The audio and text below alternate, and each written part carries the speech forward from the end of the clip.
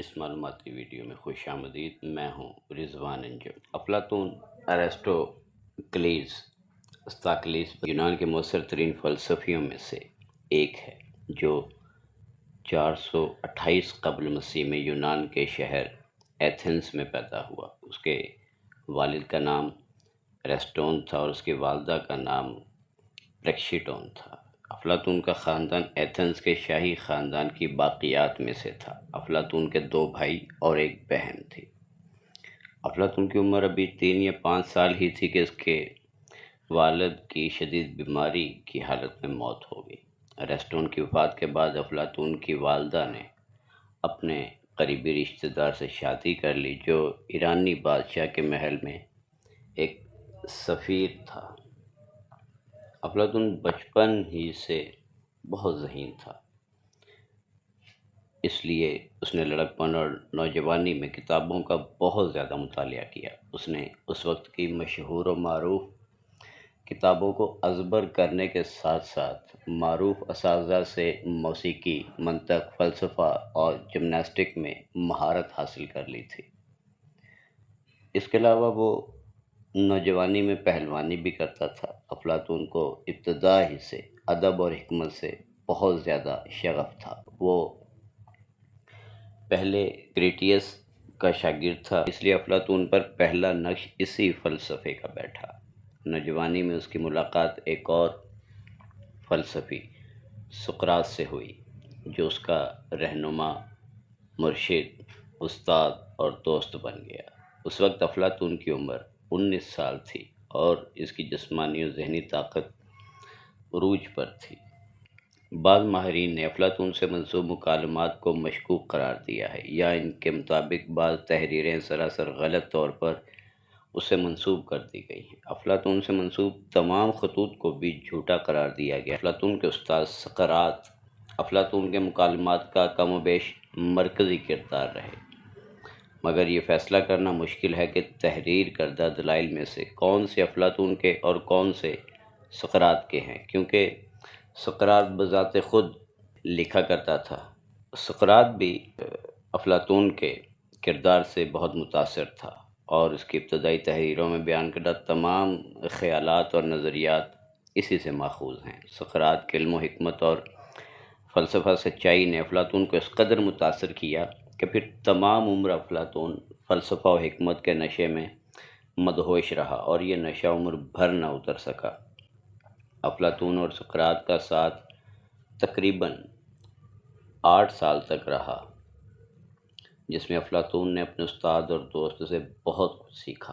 کہا جاتا ہے کہ افلاطون نے جوانی میں کچھ ڈرامے بھی لکھے، جو بعد میں اس نے سقراط کے زیر اثر آ کر ضائع کر دیے۔ جب سقراط نے زہر کا پیالہ پیا تو ان دنوں افلاطون بیمار تھا۔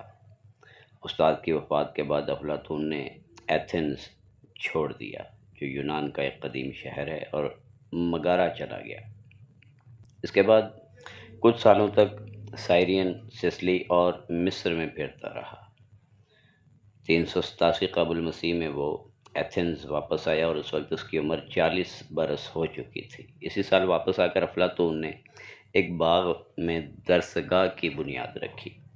وہ باغ اکیڈمس نامی شخص کا تھا، جس کی وجہ سے وہ درسگاہ آگے چل کر اکیڈمی کہلائی۔ جلد ہی اس ادارے کو بہت زیادہ مقبولیت ملی اور لوگ اس کے بارے میں جاننے لگے، باتیں کرنے لگے اور تعریفوں کے پل باندھنے لگے۔ افلاطون کی اس درسگاہ نے بہت سے نامور دانشور اور سیاستدانوں کو جنم دیا۔ یہ اکیڈمی 529 تک قائم رہی۔ افلاطون نے تاریخ فلسفہ یونان میں پہلی بار ایک ایسا نظام پیش کرنے کی کوشش کی، مثلاً اخلاقیات، عملیات، طبیعیات، سیاسیات، اور افلاطون اور فلسفہ جمہوریت کی باتیں بھی بہت مشہور ہیں۔ جمہوری نظام میں انسان گنے جاتے ہیں، تولے نہیں جاتے۔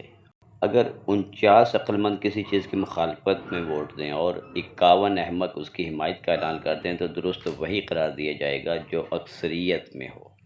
جمہوریت کا یہ فلسفہ مشہور فلسفی افلاطون کو بھی سمجھ نہیں آیا، اس کی نظر میں جمہوریت مستقل کشمکش، فتنہ فساد، دھوکہ، تعصب اور تنگ نظری کے سوا کچھ نہیں ہے۔ افلاطون وہ پہلا شخص ہے جس نے سیاسیات کو باضابطہ طور پر اپنے مطالعہ کا موضوع بنایا اور اس کے تمام پہلوؤں کا باریک بینی سے جائزہ لینے کے بعد بڑی بے باکی کے ساتھ اپنا نظریہ پیش کیا۔ افلاطون نے یونانی جمہوریت پسندوں کے ہاتھوں اپنے استاد سقراط کی موت کے بعد یہ نتیجہ اخذ کیا کہ جمہوریت دراصل ختم کر دینے کا نام ہے، یعنی جمہوریت میں جمود اور جم کی کیفیت ہوتی ہے۔ یہ ایسا نظام ہے کہ جس میں چند با اثر شخصیات کٹھ پتلی کی طرح دوسرے لوگوں کو استعمال کر کے ان کے ذریعے خود حکومت کرتے ہیں۔